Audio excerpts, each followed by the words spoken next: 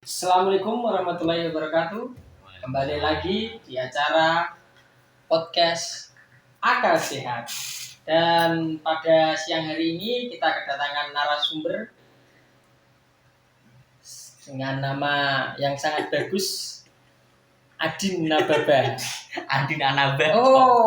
Adin Nababa sebagai mahasiswa. Ini kuliah di mana, Bu? Kuliah deket sini Mas di Uripan gitu. Di Di Uripan. Gajah Mada di Universitas Anur. Itu tepatnya di mana ini? Itu tempatnya di depan Hotel Grandmaster. Pas di depannya ada kampus biruku tercinta. Kampus biru tercinta. Nah, tentunya. Dan pada siang hari ini kita akan membahas ngalor ngidul Ngetan lor. ngetan mulut ora cetok bersama sang mahasiswa yang katanya ini mahasiswa aktivis katanya. Kata teman-temannya ini mahasiswa Tapi aktivis. bisa Om. Apakah benar atau tidak kita bisa tanyakan pada hari ini. Gimana Bung kabarnya? Alhamdulillah sehat nih, tadi baru saja dari perjalanan jauh sampai sini kan, berhubung rumah jauh kan. Ternyata di situ nggak macet. Saya kira tuh macet sampai sini, ternyata jalannya enak. Dari rumahnya mana? Saya dari Jakarta datang ke sini kan jauh-jauh buat datang ke podcast ini untuk ya sekedar ngobrol-ngobrol biasa sama Bung Doni kan. Iya, saya juga ingin mengobrol tentang ini. Saya itu juga pernah mahasiswa dan pada era saya itu ayam kampus sangat booming Oh, di tempat kampus tuh ternyata dulu tuh di ya, sekitaran kampus gitu lah. Itu ada namanya ayam kampus open BO katanya. oh gitu. Ya, booking order. Itu gimana ceritanya Bu? Kok saya baru mengenal gitu. Itu biasanya mahasiswa-mahasiswa yang dengan gayanya yang super high Itu high fashionnya. quality atau high Apa ini? Kita sensor dulu. oke lanjut. Seru ya ini kan. Ayam kampus. Oke. Karena bahasanya enggak ayam. Nah itu kenapa itu bisa disebut ayam Ya, kampus? itu ada Histori kan ada tuh. sebenarnya itu ayam yang berpendidikan tinggi. Oh ternyata ayam. Ayam sampai kampus aku gitu. Berarti ayam yang intelektual gitu ya? Wah, sangat intelektual. Katanya. Katanya gitu ya. Itu katanya. Ya, dari ini kita membahas itu saja bagus nggak? Oh, oke. Nanti bisa dilanjutkan. Bisa lah. Tentu aja pasti bisa. Menurut Anda itu ayam kampus kan bisa dikonotasikan yang gelap gitu. Ruangnya negatif. Ya dia aku tidak memang pemberitaan di media ayam kampus memang wow. Jargonnya itu loh. Iya. Bisa digoyang kan gitu. Ini saya sebenarnya pengen mengomentari dari segi ayam kampus ini yang positifnya aja sih. Iya. Kan kalau banyak teman-teman dari masyarakat yang mengatakan bahwa Itu negatif. ayam kampus itu negatif. Iya. Karena memang itu pekerjaan yang hina kan. Iya. Prostitusi kan. Prostitusi. Dalam intelektual kampus pemikiran akal sehat kan gitu. Itu sudah Ini konteksnya bukan di kampus tertentu ya, cuma itu ya. Ini dari pemberitaan bebas, media global, ini. kan? Iya, global ini, seluruh dunia. Nah, ternyata yang beberapa aku pernah bertanya sama teman-teman yang melakukan hal seperti itu, jawaban mereka tuh yang paling banyak adalah satu ya. Temennya banyak nggak ngomong gitu? Ada lah. Ada. Ya, Jawabannya satu. gimana? Mereka tuh memang dari segi ekonominya memang harus membayar UKT atau membayar kuliahnya Iya. yang notabene keluarganya orang tuanya tidak mampu untuk membiayai lagi, mau tidak mau Dengan cara instan itu. karena cara instan dan nikmat juga. Saya itu Tapi juga sebenarnya tidak menafik gitu. jika pengen dipaksakan sebenarnya dia menyesal. Tapi karena memang penyesalannya itu ditutupi dengan uang Iya. dan Jadi juga nggak bisa. fun, happy, enak, akhirnya ya udah. Habis itu udah lagi gitu maksudnya. Udah selesai lagi gitu maksudnya. Tapi nggak apa-apa. Tapi sebenarnya itu adalah Itu ya setiap orang ada perspektif. Kita kan ya. Saya juga dulu juga mahasiswa itu ya, juga menikmati. Enggak, tanda kutip bukan menikmati ya. Nikmati apa nih Bung ya? Aduh, kayaknya Menikmati pemberitaannya itu. mengikuti beritanya Bung ya. Mengikuti. Menjerumus ya Bung Kalau itu ya sebagian dari otomatis itu. gitu. Otomatis untuk tidak. kita ambil sisi positifnya aja.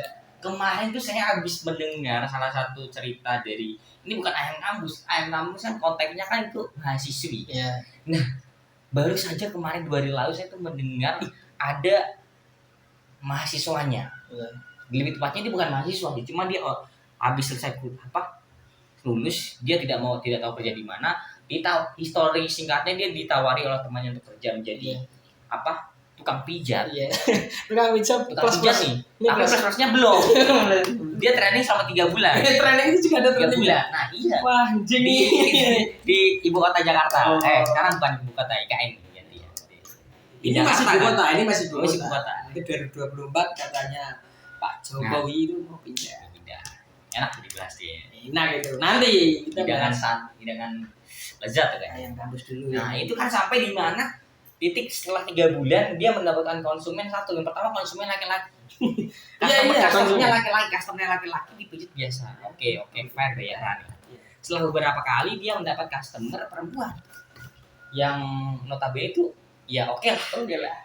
Dari segi penampilan, good looking, uang juga ada kan. Dia juga yang ternyata yang jadi tukang pijat setelah dia lulus SMK umur 18-19 tahun, dia itu emang good looking juga.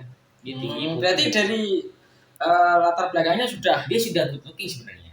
Ketika dia mendapatkan customer tersebut, ya, akhirnya ditawarin, "Mas, bisa lebih nggak Mas?" Bisa lebih. Terus dia tuh nggak tahu lebih apa. Ini konotasinya lebih apa ini? Ini lebih ke ini sih. Lebih ke enak.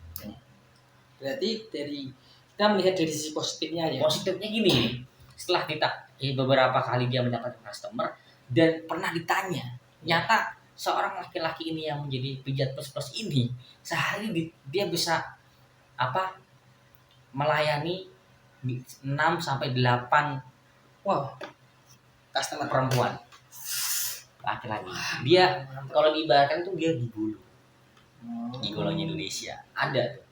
Tapi dia tidak mau ternyata dia melewati caranya itu dia dari Facebook dari Instagram. Dia membuat akun Instagram yang bodong gitu. Iya, jadi teman akun Instagram ini yang menawarkan gitu, memampang kayak kalau setelah pembayaran itu apa namanya sih?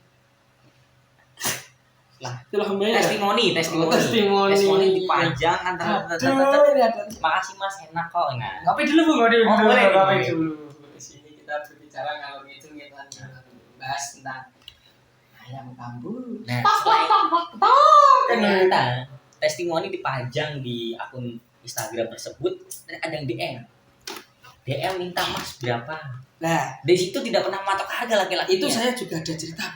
Gimana? Tentang itu loh, yang ngomboking itu teman saya ada. Malam-malam itu dia gabut, buka Telegram mau VCS. Itu suruh bayar 200.000. Bayar berapa? 200.000. Tapi dia nawar 10.000 dikasih video. Itu fotonya ambil dari Twitter itu. Namanya Manda. Setelah dicek bukan lawan. Namanya Wawan. Aduh, goblok orangnya. Ternyata dia malam-malam gabut pengen VCS kan. Enggak pengen VCS. Itu di Telegram. Nah, itu di grup. Itu ada namanya VCS itu apa? Teman saya itu enggak tahu itu. 200. Nanti saya kasih video. Ditawar 10.000. Orangnya marah. Dan nomornya disadap. Teman saya ada ini. Itu kayak juga yang kampus. Tapi kampusnya itu kampus apa itu nggak tahu saya. Kayaknya kampusnya kampus gede. Nah, ini kan saya baru digerobokan nih kan. Beberapa tahun digerobokan, aku memang belum tahu siklus digerobokan seperti apa kan. Entah itu siklusnya akan lebih normal dalam arti dari segi postur sisinya atau memang lebih dari ibu kota kan gitu. Ternyata sama saja. Ya perspektif saya ya sama saja. Sama saja, semua itu sama saja, tapi diam-diam. Dan berita-berita tentang itu ayam kampus ternyata cukup relevan atau cukup jadi bahan perbincangan hangat sekali. Iya, khususnya mahasiswa memang. Mahasiswa. Tapi sebenarnya kalau kita bisa melihat dari segi mahasiswanya sendiri atau mahasiswinya, dia tidak pernah ingin menampakkan diri Takutnya konteks alasan pertama karena takut dibully kan. Takut dibully dan takut dibeliin gitu kalau temennya. Takut dibully. Takut Saya dibully sih dalam enggak konteks sih. itu takut dibeli temennya ini biar yang lain saja. Dan aku dengar cerita ini real cerita sih. Aku mendengar salah satu dosen. Di mana? Ada lah di satu kampus ada dosen yang saya nggak bisa menyebutkan sih takutnya jadi konten saran. Ya dosen itu pernah cerita ke aku bahwasanya Din ternyata di kampus ini tuh ada nggak tahu kampus mana yang tahu aku bisa nyebut. Tapi itu di Jakarta itu. Dosen di Jakarta. Dosen di mana terserah lah ada ternyata dia jawabnya ternyata ada mahasiswi yang dia tuh dipelihara bukan banyak lah diingoni atau bahasa Indonesia apa tuh diopeni lah sama om gitu kan. Enak. Dia dibelikan kontrakan. Mantap. Dikasih Dibelikan atau disewakan? Disewakan kontrakan, orangnya juga disewa gitu. Iya itu. Habis itu dia dikasih kendaraan, diopeni dia di situ, dikasih uang jajan, uang sangu gitu. Nah, om ini menghidupi dua keluarga resmi dari rumahnya yang punya anak dan keluarga mecerok yang ada di dan itu terjadi gitu kan. Aku tuh ketika aku dengar cerita itu tuh kaget loh. Itu dosen sendiri yang menceritakan. Nah itu dosen mana? Gitu. Tapi pas aku percaya nggak percaya cuma itu dosen kan gitu gimana? Nah tuh ya biasa. Kalau di konteks ayam kampus kan itu dilihat dari sisi positifnya dia bekerja. Dia tidak salah juga. Memang pekerjaannya begitu. Next kita membahas tentang percintaan gimana?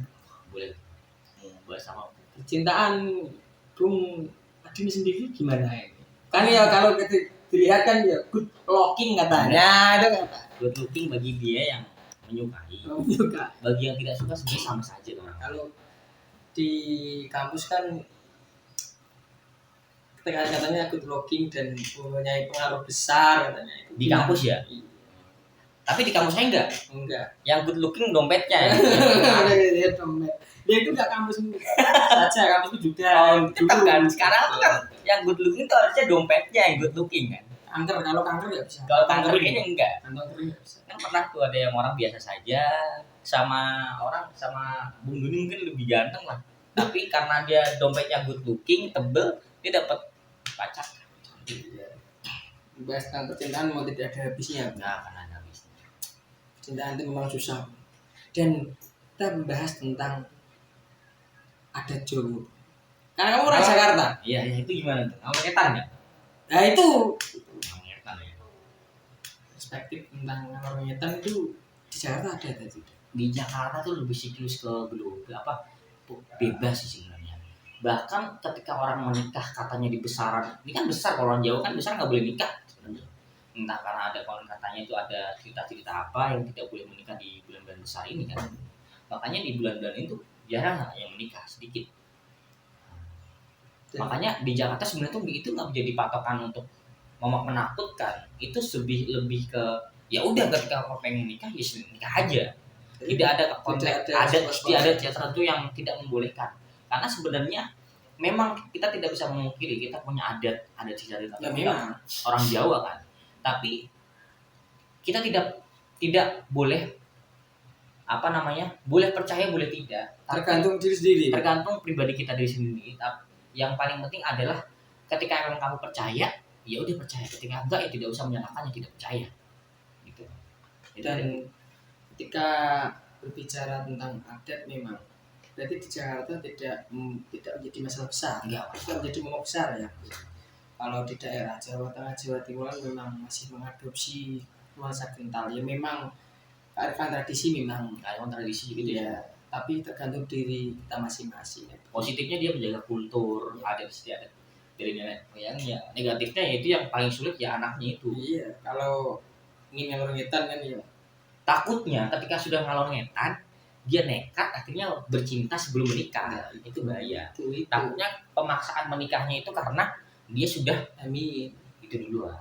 Itu ya kan berarti ya, lebih ke universal ya. Kalau di Jakarta memang tidak ada ya lebih fleksibel lah gitu kalau dibicarakan gitu, tentang adat istiadat. Kayaknya Bung Doni ini katanya juga habis kena korban kalau ngetan tuh, bener nggak sih?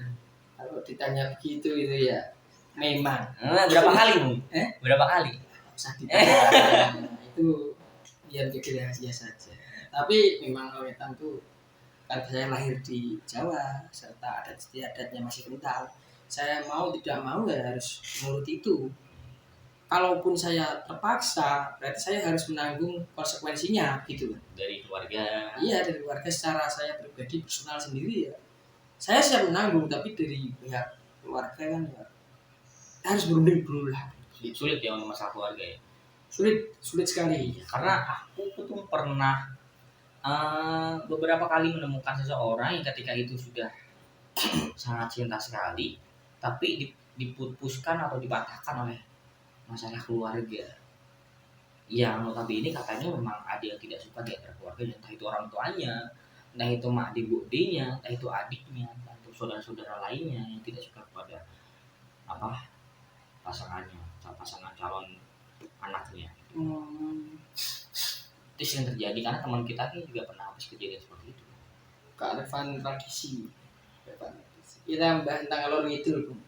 Karena ketika kita berbicara satu tema itu kurang menarik bagi saya. Yang memang ada saatnya sendiri, tapi kita membahas tentang alur ngidul ngetan ngulon weh.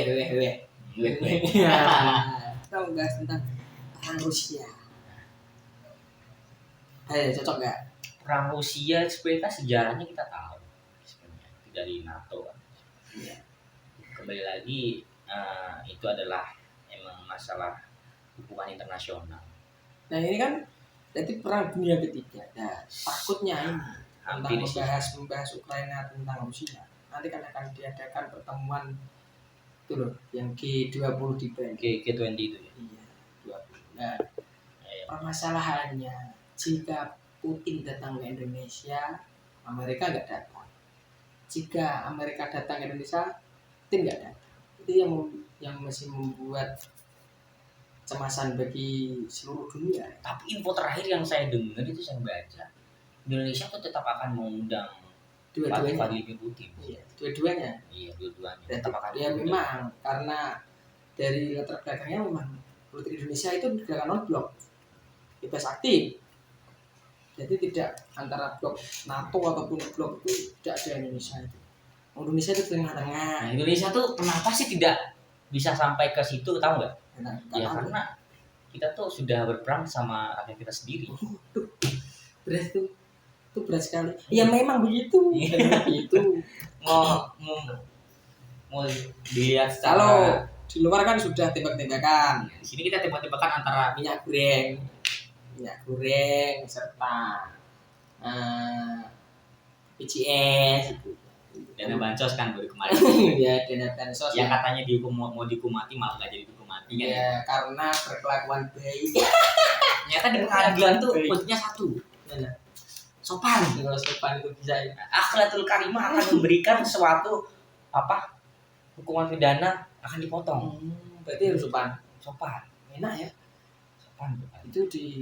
Itu di negara lain kali, itu nggak di Indonesia. Itu di negara Konoha. Negara yang di situ menjabat menjadi presidennya Naruto Uzumaki. Anaknya Naruto. Kita kembali lagi ke Rusia tuh. Kalau Rusia sama Ukraina itu aslinya itu nggak imbang. Ukraina nggak imbang dong, jelas jauh dong. Itu kayak di seri A itu seri A lawan seri C. Iya, jauh. Tapi kan jelas. Di belakangnya masih ada sekutu-sekutu itu, jadi dia berani. Kalau enggak kan pasti dia pakai bambu, tapi nggak runcing. Bambu apa itu? Bambu tumpul. Karena ada bambu nggak ya? Saya belum pernah. Ini ada. Karena di sana ada jagung. Ada. Jagung ini ada. Ada ayam sih. Itu nggak kampus tapi. Itu paling itu ayam rumah. Ayam rumah. Enak. Ya memang beda kultur, Bung. Di sini budayanya budaya timur. Nyata di Indonesia sebenarnya itu kan. Tapi di Indonesia tuh ada statement yang dimana di sana itu laki-laki sedikit. Yang ketika emang ada yang ingin menikah itu akan dibayar oleh pemerintah. Enak sekali. Ternyata tuh nggak pas dilihat datanya menikahnya itu tidak hanya satu wanita, boleh beberapa wanita. Itu akan dibiayai sampai punya anak, sampai kuliah, anaknya sampai sekolah. Enak, gak usah kerja. Agenda kan Kemana? ke sana. Iya. Itu anaknya, itu istrinya bisa 4 ya. Enak itu, saya kalau 4 itu enak itu. Ini apa ya? Tak bayangkan dulu ini. Enak sekali. Setelah membahas kalau itu ya gini, enaknya ngopi dulu. Kita main lucu-lucuan itu gimana? Bahas apa lagi? Ini yang jamnya masih panjang. Bahas apa lagi enaknya? Ini kan namanya juga podcast. Podcast akal sehat. Ini kan agak Jadi bahas realita. Opini-opini itu singkirkan. Takutnya kayak oknum-oknum DPR sih sebenarnya. Ini Bahasnya dia kan kayak ingin mencalonkan, ya kan? Di situ dia dapil 1, 2, 3 mencalonkan bahwa saya akan mensejahterakan rakyat yang ada di sini, dan di sini. Tapi aku ketika jadi DPR nggak sama zong namanya. Saya sama susah, kehabisan suara. Katanya DPR itu dewan perwakilan rakyat. Rakyat yang mana gitu bahasanya. Ini negara mana? Ini negara mana gitu. Nyata salah satu pejabat di luar negeri, aku lupa di mana, dia pernah berkata, pernah guyonan sebenarnya. Tidak ada pemilu yang sempurna. Dalam terjemahan bahasa Indonesia tidak ada pemilu yang sempurna. Di negara Amerika itu harus menunggu 2-3 jam baru bisa menentukan siapa kandidatnya. Kalau di sini Di Indonesia 1 tahun sebelumnya tidak tahu. Ketika pemilu tidak usah menunggu tapi sudah tahu siapa pemenangnya. Gitu. Kalau di sini itu punya kearifan tradisi. Nyata di situ ada Logo Sukmo itu sudah melampaui zaman. Itu Amerika kalah sama sini. 1 tahun sebelumnya sudah tahu kok. Dan sebentar lagi kita akan memasuki pemilu kan? Pemilu. Ada keinginan untuk nyala nggak tuh? Sebenarnya keinginan tuh ada. Cuma nyala menjadi istri kamu aja. Oh, kamu siapa? Kalau saya itu punya keinginan. Jadi apa nih? Memimpin apa? Memimpin keluarga. Tapi terbendung oleh nyalor kita. Oke. Saya tuh pengen tanya di Gerobokan sendiri itu sebenarnya dari SDM Gerobokan sebenarnya kan maju. Cuma kenapa? Tapi di luar. Hanya enggak di luar. Bagus. Itu enggak mau ke sini. Nah, itu kenapa? Problemnya tuh kenapa kok teman-teman yang di Gerobokan tuh harus keluar kuliah di luar? Kenapa enggak di sini aja? Ya, saya enggak tahu itu. Kan di Gerobokan katanya ada kampus terkenal. Banyak. Universitas Anu gitu. Ya itu kan kuliahmu sendiri. Nah, ini saya sendiri ya, saya lupa. Banyak. Nah, itu kira-kira tuh kenapa? Gimana? Menurut saya ini perspektif saya sendiri. Dari situ kita bisa berkaca bahwasanya memang kampus-kampus di luar itu lebih diminati dikarenakan punya nama besar. Punya nama besar yang pertama itu ya. Iya. Yang kedua punya alumni yang hebat. Alumni hebat. Iya. Dan yang ketiga jauh dari orang tua biasanya. Jauh dari orang tua. Lebih bebas. Menurut perspektif saya itu begitu. Yuk, di Gerobokan ini nggak kalah kampusnya, hebat. Tapi kan dari situ harus dibenahi lagi, harus mencetak SDM yang unggul serta peralatan. Biasanya itu peralatan serta gedung-gedungnya itu harus diperbaiki biar megah. Contoh ada di Solo itu kan gedung-gedungnya megah-megah, jadi orang kalau lihat secara kasat mata, wow, bagus sekali. Engineer nggak ngerti. Yang penting kan dari look pertama luarnya. Dan kalau di sini nggak kalah sebenarnya. Itu yang mendasar. Benar-benar. Ini PR terbesar Gerobokan adalah membuat kampus yang terlihat wow, iya, serta harus mempunyai ini loh, jenjang-jenjang serta prodi-prodi yang minati gitu. Diminati di Gerobokan. Menurut saya kan juga kuliah di luar, jadi kalau di Solo kan ada banyak, atau di Semarang ada banyak. Ya tidak harus sama seperti itu, tapi setidaknya ya di bawahnya sedikit lah. Kalau di kampung, kalau di kota-kota besar kan memang sudah dari zaman dulu memang kita kayaknya sudah nih. Nanti kita lanjutkan lagi. Kita lanjut nanti lagi nggak apa-apa ya. Iya. Ini di podcast akal sehat. Akalnya sehat, orangnya nggak sehat kan gitu. Sekian podcast hari ini bersama Bung Adin membahas ngalor ngidul ngetan ngulon ora cetha. Jangan lupa subscribe, like, and comment di channel channel Dialek Media. wassalam.